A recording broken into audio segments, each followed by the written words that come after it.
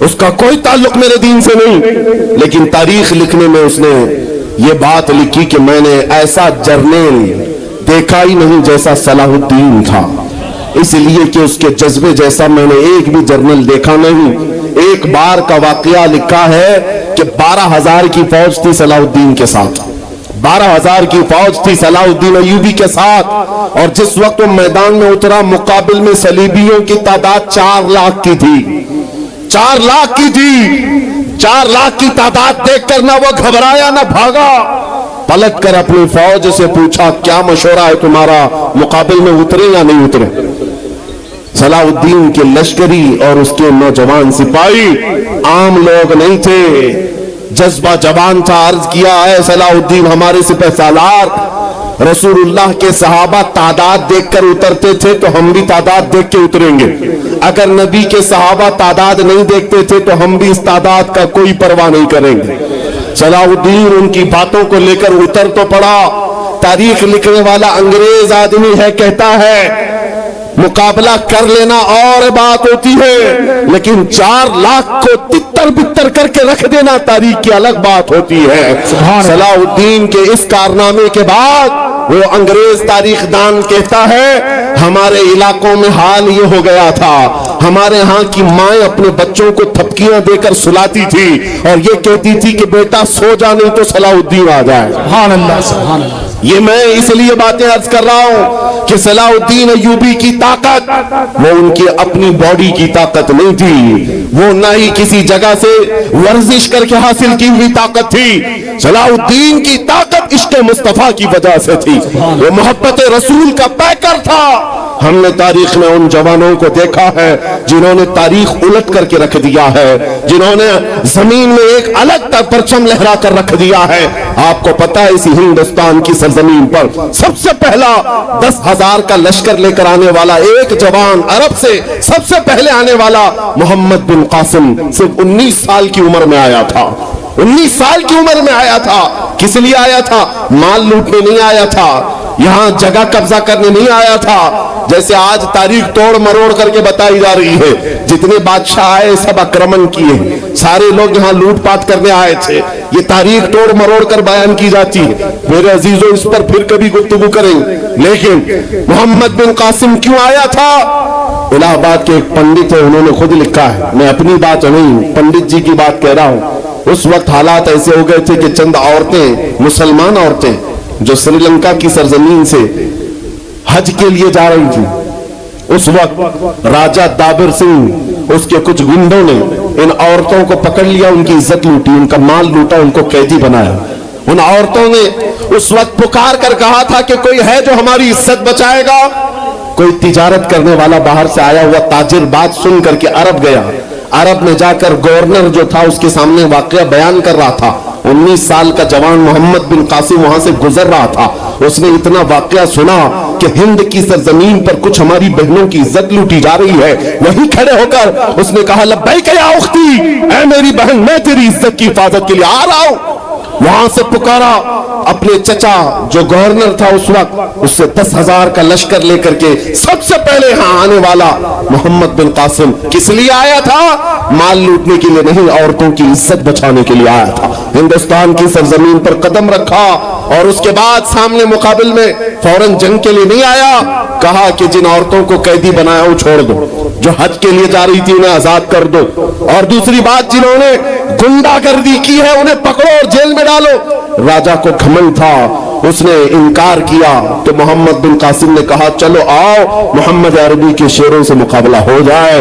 3 دن کا مقابلہ ہوا تھا، نہ راجہ بچا نہ باجا بچا، سارے ہزارے ادھر سے ادھر ہو گئے اور محمد بن قاسم کا پرچم لہرایا۔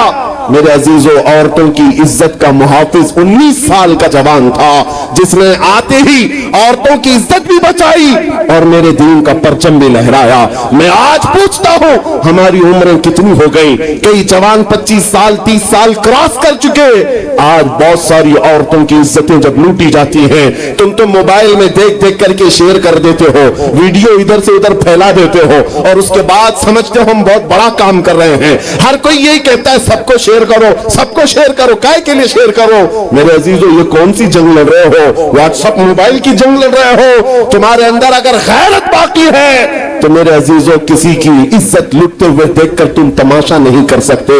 ईमान बेदार करो, ईमान बेदार करो। ये आज हालात क्यों आए? इमाम गजाली की एक बात मैं सुनाता हूं। बहुत सालों पहले उस इमाम ने कहा था, 1000 साल पहले तकरीबन, उस इमाम ने कहा था जब इस उम्मत के सामने उनके रसूल की तौहीन हो रही हो और उम्मत खामोश बैठी रहे तो चंद दिन इंतजार करें, इनकी माँ और बहनों को बाजार में लाकर नीलाम किया जाएगा, इनकी माँ और बहनों की इज्जत लूटी जाएगी और ये कुछ ना कर सकेंगे, इनके बच्चों को मारा जाएगा और ये कुछ ना कर सकेंगे। मैं आज महसूस कर रहा हूँ हुजूर की गुस्ताखी पर और तौहीन पर खामोश रहने का नतीजा ये है कि अब हमारे घर भी सलामत नहीं रहेंगे। लोग आज चीख रहे हैं, मस्जिदें वीरान हो गई, मस्जिदें टूट रही हैं, खानकाहें टूट रही हैं, न जाने कितने मज़ारात बुलडोजर से खत्म किए जा रहे हैं। ये तमाम बातें अपनी जगह पर। मैं आपसे पूछता हूँ, जाने ईमान रसूलुल्लाह तरह चल तो नहीं सका, लेकिन खुद कैसे चलता था ये भी भूल गया, और मैं उसको थोड़ा बदल करके अपनी कौम के लिए कहता हूं, शेर चला कुत्ते की चाल और अपनी चाल भूल गया। अल्लाह ने तुम्हें मोहम्मद अरबी का शेर बनाकर पैदा किया। हकीकी बात है ये मेरे अजीजों, हकीकी बात है। एक जिनके यहां कीड़े बहुत ज्यादा होते हैं, वो मेरे साथ छेड़खानी कर रहे थे। 2 दिन कबल की बात है, मैंने किसी जगह तकरीर किया तो मुझे छेड़खानी कर रहे थे। हमारे दीन से कोई ताल्लुक नहीं। मैंने किसी छोटे दज्जाल के बारे में कहा तो उन्हें बड़ी लग गई थी। आज की तकरीर फिर वो सुन रहा होगा, साहब मैं कहता हूं, मुझे उन्होंने मैसेज में कहा है, गोश्तखोर मौलाना, गोश्तखोर मौलाना, गोश्त खाते हैं और स्टेजों पर चिल्लाते हैं। मैंने जवाब में कहा, अल्लाह का बड़ा शुक्र है गोबर खोर तो नहीं है, अल्लाह का बड़ा शुक्र है हम गोबर को कोहे नूर कहने वाले तो नहीं है। अल्लाह ने दूध पीने वाली कौम में पैदा किया है, पेशाब पीने वाली नहीं। नारे तकबीर, नारे रिसालत, नारे मेरे अजीजों, ये कोई बात लतीफे की नहीं है और न ही छेड़खानी की बात है। मैं उनसे कहता हूं, हमें छेड़ो मत, हम अपने नबी की बात करते हैं, हम अपने नबी की बात करते हैं, और जहां फिर तुम छेड़ोगे तो फिर हम अपने तौर पर जवाब भी देते रहेंगे इंशाअल्लाह। इसलिए कि अपनी अपनी किस्मत की बात है। मुझे गोश्तखोर मौलाना कह रहे हो और खुद की हालत मालूम नहीं है। अल्लाह करीम का शुक्र है कि हमने दुनिया में देखा है गोश्त खाने वाला भी शेर ही हुआ करता है और गोबर खाने वाला सूअर तो नहीं है। अल्लाह का बड़ा करोड़ है, एहसान है। मैं उन बातों में नहीं आ रहा, लेकिन एक बात जरूर कहना चाहता हूं, सुनिए एक बात, कि दुनिया 1000 ताने दे, हमें फर्क नहीं पड़ना चाहिए, अपने नबी के अखलाक को खुल कर कहना है। मैं आपसे पूछता हूं, क्या हमारा ये ईमान है या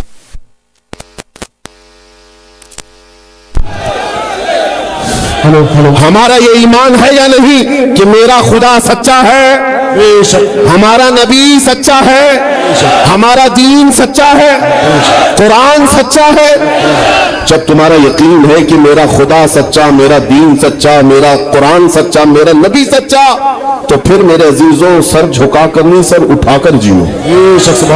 और तुम्हें हुजूर अकरम सल्लल्लाहु ताला अलैहि वसल्लम के अखलाक पर कभी शर्म नहीं आनी चाहिए। कोई टोपी पर, कोई दाढ़ी पर ताने मारता है तो उसको नजरअंदाज करो, इसलिए कि मरने के बाद इस कीड़े को मुंह नहीं दिखाना है, आमिना के लाल को मुंह दिखाना। ताना देता है तो देकर मर जाएगा। हमें फर्क नहीं पड़ता, हमारे लिबास से जलते हो तो और जलो, मरो, इसलिए कि जिसकी किस्मत में यहां भी जलना वहां भी जलना। और अल्हम्दुलिल्लाह सुन्नियों की किस्मत में यहां भी खुशियां हैं, वहां भी खुशियां। हम यहाँ पर हुजूर पाक का जिक्र कर रहे हैं और खुशहाल है, अल्हम्दुलिल्लाह खुशहाल है, इसलिए कि मुझे पता है हमारी हैसियत क्या है। खुशहाल हैं आप भी, हमें ये छोटी मोटी शिकायतें तो सब करते हैं आप, कि बीमारी है, घर में खाना पानी नहीं है, धंधा नहीं चल रहा है, बिजनेस नहीं चल रहा है, सब लॉस में है, जॉब नहीं है, सब शिकायतें तुम्हारी है, हमें पता है। میرے عزیزوں ہم تو بار بار یہ رونا روتے ہیں ہم بڑی کمزور قوم ہیں، ہم بڑی کمزور قوم ہیں، ہم بڑی کمزور قوم ہیں، لیکن میڈیا کے دجالی کتے بار بار بھوک بھوک کر بتاتے ہیں تم کچھ ہو، تم کمزور نہیں ہو۔ 24 گھنٹے ہم پر ڈیبیٹ ہوتا ہے کہ نہیں ہوتا ہے؟ کل ملا کر ہم پر ہی ڈیبیٹ۔ ارے میاں یہاں تو الیکشن بھی کیمپیننگ کے لیے ہم ہیں، ہمارے مدعے کو لے کر کے ہی سب کو لڑانا ہے، سب کے درمیان۔ میں آپ سے یہ کہتا ہوں یہ باتیں یوں ہی نہیں، وہ بار بار تمہیں بھونک کر بتا رہے ہیں تم کچھ ہو، لیکن تم کہتے نہیں میں کچھ نہیں ہوں، ہم کمزور ہیں، وہ کہتے ہیں نہیں کمزور نہیں تم کچھ ہو۔ ایک طرف تو کہتے ہیں کچھ نہیں ہے، سب بکھرے ہوئے لوگ ہیں، پنچر پتر بھی کہتے ہیں، لیکن پھر ہم ان سے کہتے ہیں میاں پنچر پتر ہے تو 24 گھنٹے ڈیبیٹ ہم پر کیوں کرتے ہو؟ ڈر کس بات کا ہے؟ کس بات کا ڈر ہے؟ کیا دوسری اور قومیں نہیں ہیں جس کو نشانہ بناؤ گے؟ ارے 70 قومیں موجود ہیں، لیکن ہمیں پتا ہے تمہاری آنکھوں میں اگر کوئی چبھتا ہے تو غلام مصطفیٰ ہی ہے، اس لیے کہ انہیں بھی تاریخ پتا ہے یہ اگر نکل پڑے ہیں صحرا سے بغیر چپل کے پیبند لگے کپڑوں سے تو قیصر و کسریٰ کو بھی دھول چٹا سکتے ہیں۔ دنیا کی سپر پاور طاقتوں کو گھٹنے ٹیکنے پر مجبور کرنے والی قوم وہ عمر بن خطاب کے شاگرد تھے، صحابہ کرام تھے۔ دنیا کو تاریخ پتا ہے کہ یہ جس دن پڑھنے لگ گئے خالد بن ولید کو، جس دن یہ پڑھنے لگ گئے صلاح الدین ایوبی کو، جس دن ان کو کوئی کہنے لگ گیا کہ تمہارا کوئی شہاب الدین غوری بھی تھا، تمہارا کوئی اورنگزیب بھی تھا، تو پھر یہ مردہ اور مرجھائی ہوئی قوم دوبارہ اٹھنے لگ گئی تو اچھے اچھوں کی نیند حرام ہو سکتی ہے۔ اسی لیے کہا جاتا ہے مسلمانوں کے محلے میں نشہ بانٹو، مسلمانوں کو نشہ کرواؤ، نشہ بیچنے والے یہی، نشہ کرنے والے یہی، اس لیے کہ یہ جب تک نشہ میں رہیں گے ہم سکون سے رہیں گے، اور جس دن یہ اٹھ گئے تو دوسروں کے سکون کے لالے پڑ جائیں گے۔ اس لیے میرے عزیزوں میں تمہیں بیدار کرنے کے لیے آیا ہوں اور دنیا کی نظروں میں کھٹکتا رہوں گا، لیکن میرے پاس جتنا بھی وقت موجود ہے میں خاموش نہیں رہوں گا انشاءاللہ العزیز۔ کل کو بھی اگر میری پھانسی ہو جائے مجھے اس بات کی پرواہ نہیں ہے، دنیا سے جائیں گے، ہمارے ایک کے مر جانے کے بعد ان کتوں سے کہتا ہوں کہ اس کو یہ مت سمجھ لینا کہ اسلام ختم ہو جائے گا، مجھ جیسے 1000 کٹ بھی جائیں تب بھی ہم نعرہ یہی لگائیں گے اسلام زندہ ہوتا ہے ہر کربلا کے بعد۔ نعرہ تکبیر، نعرہ رسالت، شہنشاہ خطابت، شیر ہندوستان سلمان مفتی سلمان ہزاری صاحب قبلہ۔ سبحان اللہ سبحان اللہ۔ میرے عزیزوں بات آج ایمان کی ہے، میں نے آج تک کسی تقریر میں کسی کو اسلحہ اٹھانے کی بات نہیں کی، میں نے کبھی کسی کو بندوق بارود چاقو تلوار کی بات نہیں کی، اور نہ ہی ہمیں ضرورت ہے۔ میرے عزیزوں ہم تو چاہتے ہیں کہ تم عشق رسول کا جامہ پہن لو، حضور کی محبت کا لباس پہن لو۔ میرے عزیزوں چاقو بلیڈ بھی اٹھانے کی ضرورت نہیں، تمہارے چلتے پھرتے دیکھ کر کتنے کیڑے فنا ہو جائیں، ہاں صرف تمہاری چلت پھرت سے کئی کتے نالیوں میں مر جائیں، سب کو سمجھ میں آتی ہے بات۔ اور جن لوگوں نے مجھ سے پوچھا تھا بار بار آپ کتے کس کو کہتے ہیں، میں نے کہا کوئی سنی مجھ سے پوچھا ہی نہیں، کسی نے مجھ سے پوچھا کہ یہ ساری تقریریں سن رہے ہیں، آپ نے پہلے ہی پوچھا تو کہیں ایسا تو نہیں کہ زخم پر جا کر بات لگی ہو۔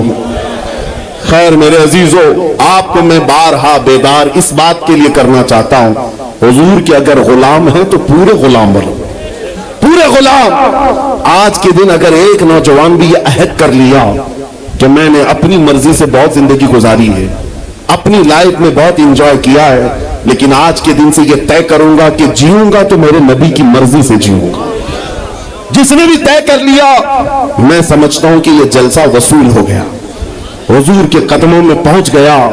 میں بتاؤ اے نوجوانوں بچا کیا ہے ہماری زندگی میں اور کیا باقی ہے، کیا چاہیے تمہیں؟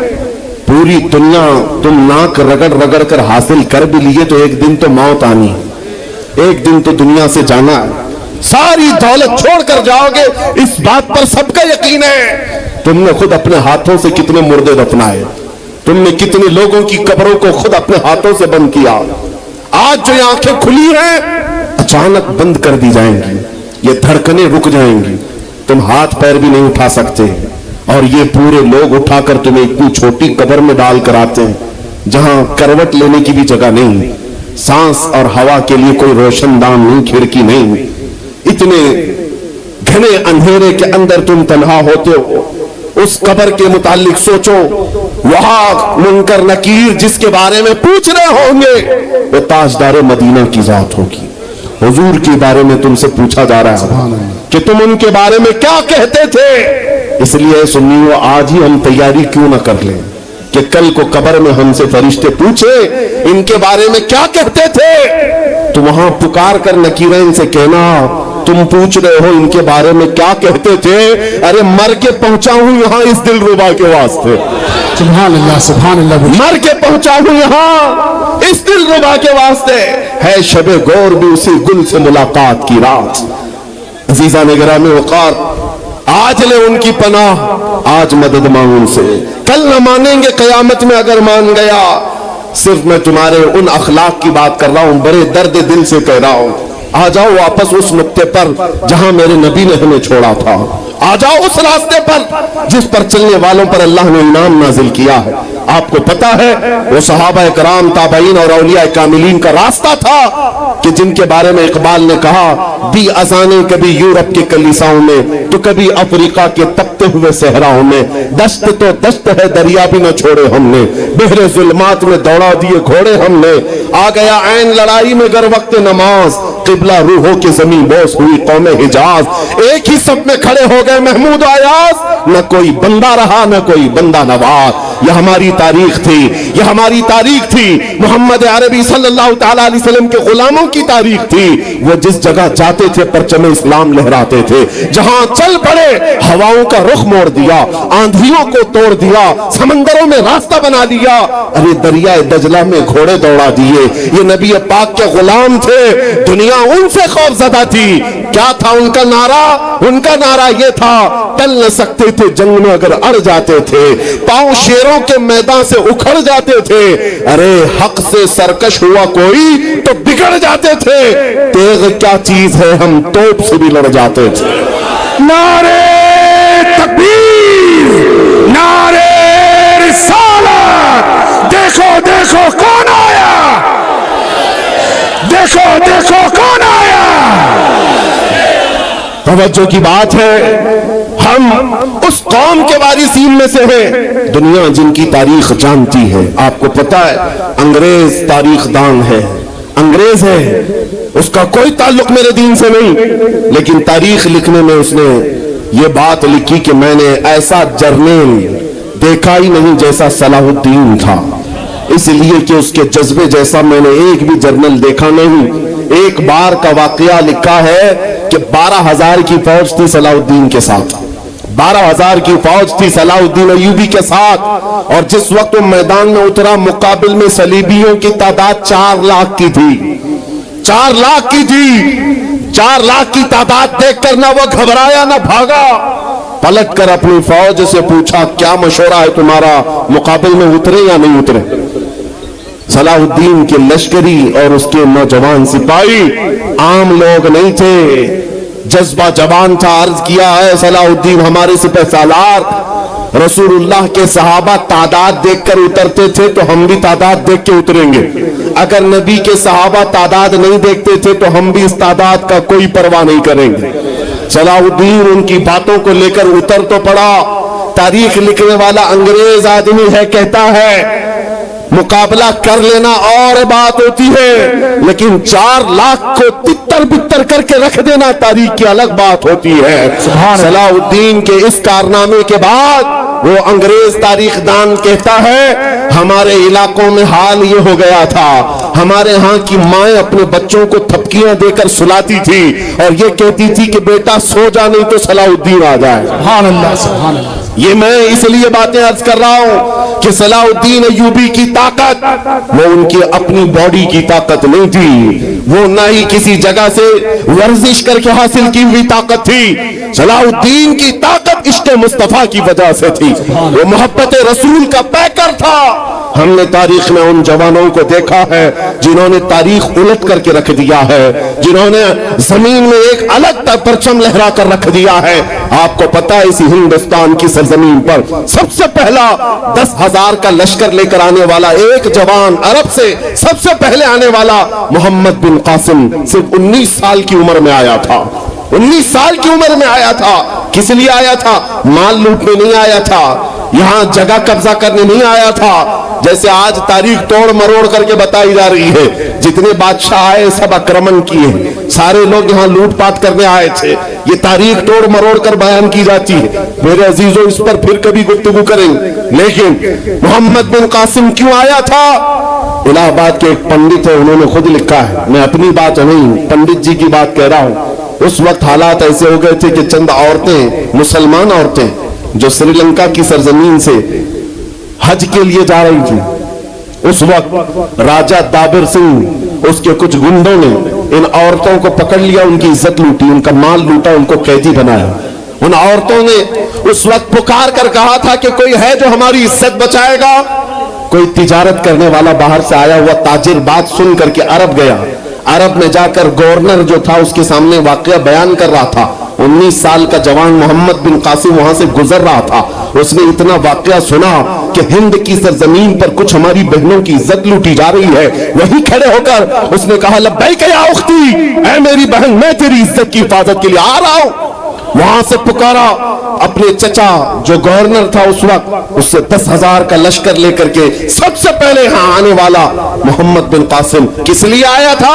مال لوٹنے کے لیے نہیں، عورتوں کی عزت بچانے کے لیے آیا تھا۔ ہندوستان کی سرزمین پر قدم رکھا اور اس کے بعد سامنے مقابل میں فوراً جنگ کے لیے نہیں آیا، کہا کہ جن عورتوں کو قیدی بنایا وہ چھوڑ دو، جو حج کے لیے جا رہی تھی انہیں آزاد کر دو، اور دوسری بات جنہوں نے گنڈا گردی کی ہے انہیں پکڑو اور جیل میں ڈالو۔ راجہ کو گھمنڈ تھا، اس نے انکار کیا تو محمد بن قاسم نے کہا چلو آؤ محمد عربی کے شیروں سے مقابلہ ہو جائے۔ 3 دن کا مقابلہ ہوا تھا، نہ راجہ بچا نہ باجا بچا، سارے ہزارے ادھر سے ادھر ہو گئے اور محمد بن قاسم کا پرچم لہرایا۔